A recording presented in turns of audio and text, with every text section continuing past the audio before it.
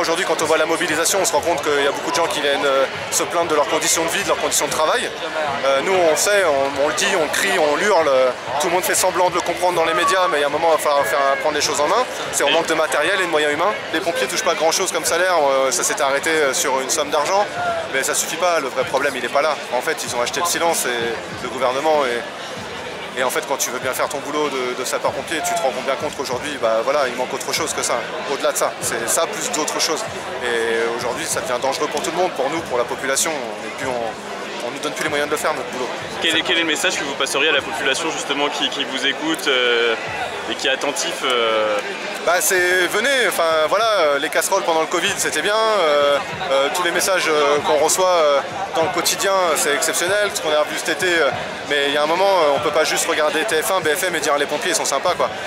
Il y a un moment donné il faut se lever, bouger et venir manifester à nos côtés pour faire changer les choses et qu'on puisse tous avoir un service de secours et plus globalement un service public de qualité sur tout le territoire français. Vous répétez la même chose depuis plusieurs années. À chaque fois, entre guillemets, vous êtes les héros quand il faut intervenir, quand ça devient un petit peu compliqué. Et puis une fois que la tempête est passée... C'est comme les médecins, c'est comme les infirmiers, les pompiers, c'est pareil. C'est qu'on exerce un métier qui est passion. C'est un métier qu'on appelle passion. C'est-à-dire que c'est un métier où les gens sont capables d'aller au-delà d'eux-mêmes pour faire leur mission. Et ceux qui nous commandent, qui nous dirigent ou qui nous gouvernent le savent très bien. Donc ça veut dire qu'ils ont tout à fait la latitude, ils savent très bien qu'ils peuvent nous demander plus qu'à n'importe qui d'autre parce qu'on part du principe que notre métier est au-dessus de tout, même au-delà même de nos conditions et de travail et d'exercice. Sauf qu'il y a un moment où on ne peut plus faire le taf, on ne peut plus faire le boulot.